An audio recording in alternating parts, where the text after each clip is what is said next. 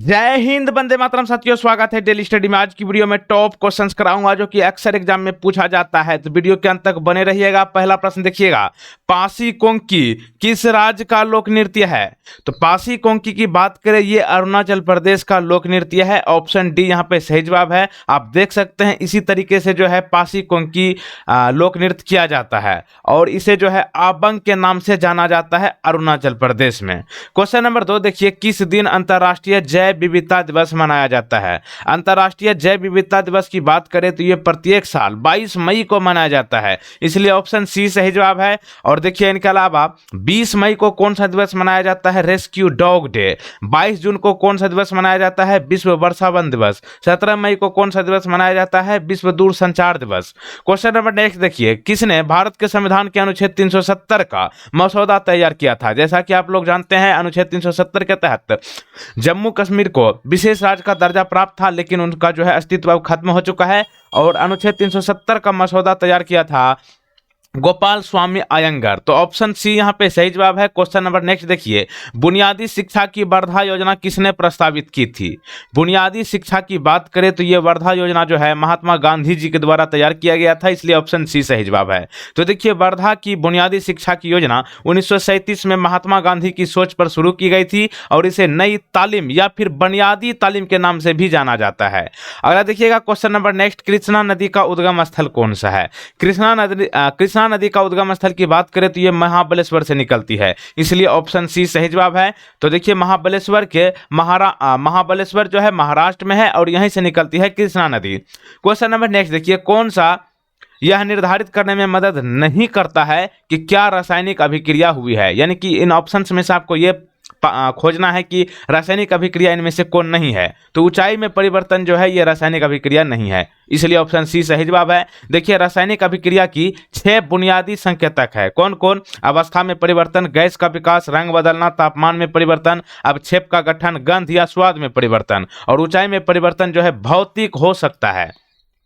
हड़प्पा सभ्यता की खोज किसने की थी? यह इतिहास का प्रश्न है। हड़प्पा सभ्यता की बात करें तो यह दयाराम साहनी जी ने की है, तो ऑप्शन ए यहाँ पे सही जवाब। अगला देखिए, संविधान का कौन सा अनुच्छेद नए राज्यों के गठन से संबंधित है? संविधान का कौन सा अनुच्छेद ये आपको अनुमति देता है कि आप नए राज्यों का गठन भारत में बढ़ा सकते हैं? मतलब भारत का क्षेत्रफल में कोई परिवर्तन नहीं होगा, आप भले ही राज्य का गठन जो है आप नए कर सकते हैं तोड़ के, लेकिन आप भारत के क्षेत्रफल में कहीं पे आप कुछ नहीं कर सकते हैं। तो ये संविधान का अनुच्छेद 3 कहता है, तो ऑप्शन ए यहाँ पे सही जवाब है। तो देखिए अनुच्छेद 3 का कहना है कि भारतीय संसद को किसी भी राज्य से क्षेत्र के अलग होने या 2 या अधिक राज्यों या राज्यों के हिस्से को एकजुट करके एक नया राज्य बनाने का अधिकार मिलता है। अगला देखिए, मानव विकास रिपोर्ट पहली बार कब प्रकाशित हुई थी? ये 1990 में, तो ऑप्शन ए यहाँ पे सही जवाब है। तो देखिए पहली मानव विकास रिपोर्ट जो है 1990 में पाकिस्तानी अर्थशास्त्री महबूब उल हक और भारतीय नोबेल पुरस्कार विजेता अमर्त्य सेन द्वारा प्रकाशित की गई थी। क्वेश्चन नंबर नेक्स्ट देखिए, ये है खुंग, ठीक ना, बजाने वाला एक यंत्र है। खुंग जो है किस राज्य का पारंपरिक वाद्य यंत्र है? तो ये जो है आपका मिजोरम का है, ऑप्शन बी यहाँ पे सही जवाब है। देखिए खुंग जो है दोनों तरफ जानवरों की खाल से लिपटा हुआ एक खोखले पेड़ से बना होता है। अगला देखिए, नर्मदा नदी का उद्गम स्थल कौन सा है? अमरकंटक बिल्कुल सही जवाब होगा। नर्मदा नदी का उद्गम स्थल जो है अमरकंटक है। अमरकंटक वह क्षेत्र है जहां जो है नर्मदा नदी, सोन नदी और जोहिला नदी ये सब निकलती है। अगला देखिए, गोगोना किस राज्य का एक लोकप्रिय संगीत वाद्य यंत्र है? ये है गोगोना और ये है आपका असम का वाद्य यंत्र, ऑप्शन ए यहाँ पे सही जवाब है। देखिए गोगोना संगीत वाद्य यंत्र जो है बांस से बना होता है। अगला देखिए, तापमान की मूल एसआई इकाई क्या है? तापमान यानी कि टेम्परेचर का बेसिक एसआई यूनिट आपसे पूछा गया है, तो ये होगा आपका केल्विन, ऑप्शन ए यहाँ पे सही जवाब है। अगला देखिएगा, और यहाँ पे पहले देखिए आप वीडियो को फटाफट लाइक कर लीजिए और जो लोग पहली बार यहाँ पर आए हैं चैनल को सब्सक्राइब कर लीजिए। उसके बाद इस बेल आइकन को क्लिक करने के बाद ध्यान रखिएगा ये ऑल नोटिफिकेशन को क्लिक जरूर करके रखिएगा ताकि नए वीडियो का नोटिफिकेशन सबसे पहले आप तक पहुंचे। अगला देखिए, मोहिनी अट्टम किस राज्य का लोक नृत्य है? मोहिनी अट्टम जो है इस तरह से महिलाओं द्वारा एक डांस किया जाता है और मोहिनी अट्टम जो है केरल से संबंधित है, ऑप्शन सी यहाँ पे बिल्कुल सही जवाब है। अगला देखिए, इनमें से सिंधु घाटी सभ्यता का कौन सा स्थल सिंधु घाटी नदी के तट पर नहीं है? यानी कि इनमें से सिंधु घाटी का उस जगह का नाम बताइए जो सिंधु नदी के तट पर नहीं है। तो ये होगा आपका रोपर, ऑप्शन सी यहाँ पे सही जवाब है। देखिए चनहुद्रो, मोहनजोदड़ो, कीटदीजी ये सभी जो है सिंधु नदी के किनारे स्थित है, लेकिन रोपर की बात करें तो ये सतलुज नदी के किनारे स्थित है। अगला देखिए ओलंपिक का आदर्श वाक्य किसने प्रस्तावित किया था। ओलंपिक का आदर्श वाक्य की बात करें तो ये पियरे डे कॉर्बेटिन जो है तैयार किया है, ऑप्शन सी यहाँ पे सही जवाब है। तो देखिए ओलंपिक के आदर्श वाक्य क्या है, तो ये जो है ओलंपिक के आदर्श वाक्य में जो है 3 लैटिन शब्द है। कौन कौन? Citius, altius, Fortius. सिटियस का हिंदी में मतलब होता है तेज, अल्टियस का मतलब होता है उच्चतर, फोर्टियस का मतलब होता है मजबूत। और सिटियस, अल्टियस, फोर्टियस ये जो है तीनों आदर्श वाक्य ओलंपिक का आदर्श वाक्य है और ये लैटिन शब्द है। अगला देखिए भारतीय संविधान के किस अनुच्छेद में अंतर्राष्ट्रीय शांति और सुरक्षा को पदोन्नति देने पर राजनीति के नीति निर्देशक सिद्धांत दिए गए हैं।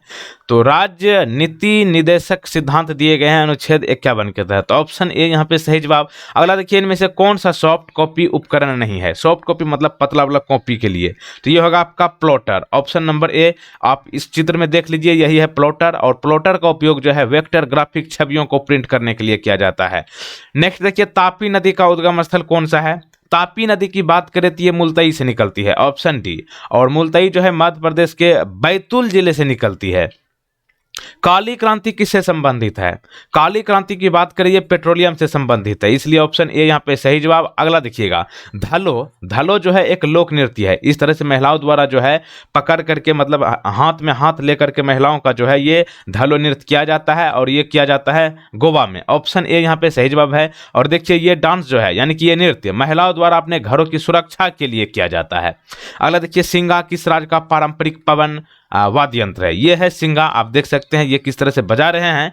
ये जो है आपका झारखंड में बजाने वाला एक वाद्य यंत्र है, ऑप्शन सी। और सिंगा जो है किस चीज़ का बना होता है, बांस और भैंस के सींग से बना होता है, जैसा कि आप लोग यहाँ पे देख सकते हैं। भूरी क्रांति किससे संबंधित है। भूरी क्रांति की बात करें ये है आपका चमड़ा यानी कि कोको से संबंधित, ऑप्शन सी। नाच किस राज्य का लोक नृत्य है। नाच की बात करें तो ये हरियाणा से संबंधित है, ऑप्शन बी यहाँ पे सही जवाब। और देखिए नाच जो है लोगों का मनोरंजन करने के लिए हरियाणा का एक प्रसिद्ध लोक नृत्य है, तो ऑप्शन बी के साथ आंसर कीजिए। रजत क्रांति किससे संबंधित है। रजत क्रांति की बात करें तो ये होगा आपका अंडा से संबंधित, यानी कि अंडा उत्पादन या फिर मुर्गी पालन उत्पादन से संबंधित है। देखिए यहाँ पे है रजत क्रांति, एक होता है रजत रेशा क्रांति।